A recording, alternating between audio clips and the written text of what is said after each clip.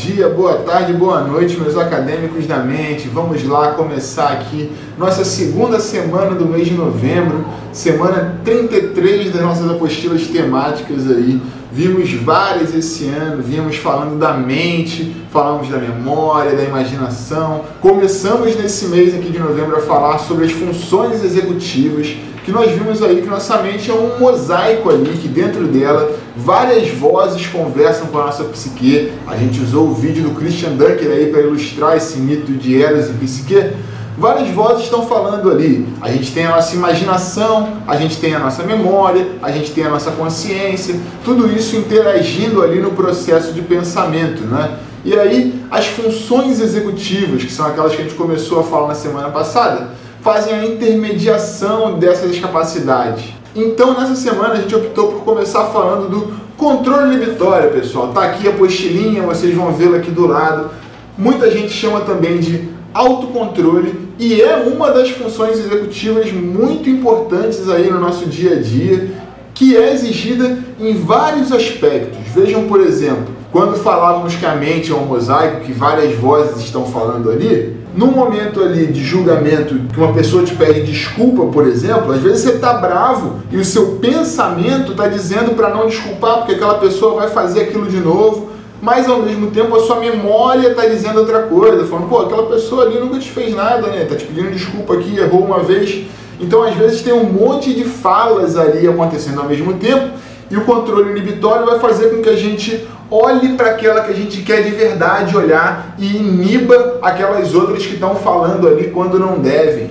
Isso eu estou dizendo aqui no processo interno, né? Individual. Mas esse controle inibitório, esse autocontrole, ele também pode ser levado aí para o externo, para a relação coletiva. Quem, por exemplo, nunca conversou com uma pessoa que interrompe o assunto e aí às vezes fala uma coisa nada a ver com o assunto, né? Ou então vai sempre trazendo o assunto de volta para a vida dela ali. Então você está contando ali uma história importante. Não, aí meu irmão estava falando comigo e ela fala, pô, tu já viu que tá rolando o aniversário Guanabara? Fala um papo totalmente aleatório, assim, a pessoa pensou naquilo e não conseguiu inibir aquele pensamento, ela já manda logo no meio da conversa, te corta o pensamento. Então não é só no individual que a gente usa essa capacidade inibitória aí dos pensamentos, né? Que a gente falou de ouvir mais a memória, ouvir mais a imaginação. No coletivo isso também atua, né? Na esfera motora, por exemplo, isso também acontece. Tem gente que está sempre conversando e ali balançando o pé assim, né? Vai falando com você, às vezes está batucando na mesa alguma coisa. A pessoa não consegue inibir aquele desejo de movimentar-se, aquela agitação ali. Conseguir controlar até essas pequenas coisas motoras também trabalham com a nossa capacidade inibitória.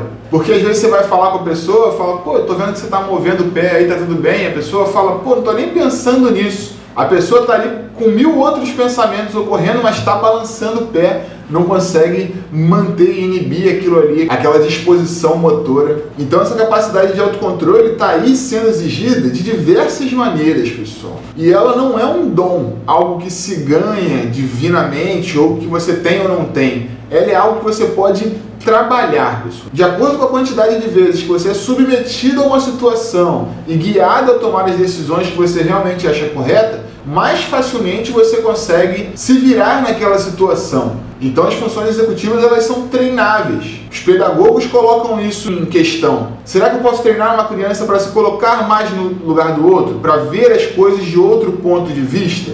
Durante a semana a gente vai até usar um vídeo para ilustrar que fala um pouco sobre isso. Mas para você, acadêmico da mente, está no lugar certo. O lugar de exercitar as capacidades cognitivas, exercitar essas funções executivas também. E ao mesmo tempo jogar luz no assunto, falar mais sobre ele. Vamos cessar um pouco o nosso papo aqui de introdução e vamos já falar dos nossos exercícios da apostila. O primeiro está aqui abaixo do texto, ó, vem o texto aqui em cima bonitinho e embaixo dele está o juntando pares, pessoal.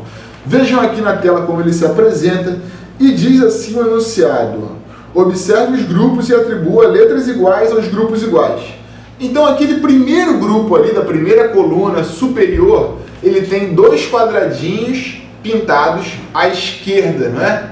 Já o grupo de baixo tem 3 quadradinhos pintados centralizados. Cada grupo tem sua formação e os grupos estão colocados em pares. Então, se eu olhar para aquele ali primeiro, que tem 2 à esquerda, vocês conseguem localizar aí na apostila onde ele aparece novamente? Ele está lá na última coluna, a penúltima casa, vejam lá que é o mesmo grupo, 5 quadradinhos, mas só os 2 primeiros estão pintados ali de amarelo. Então a gente vai colocar nele a letra A, certo? A gente vai colocando letras iguais para os grupos iguais.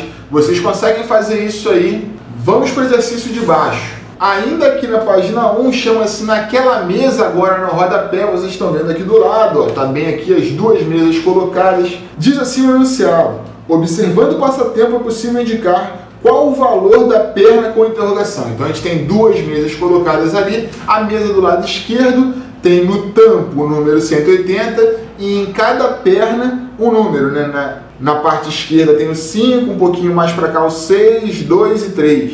A mesa da direita tem quase todos esses números colocados. No tampo tem 224 e nas pernas está faltando um númerozinho ali no extremo direito.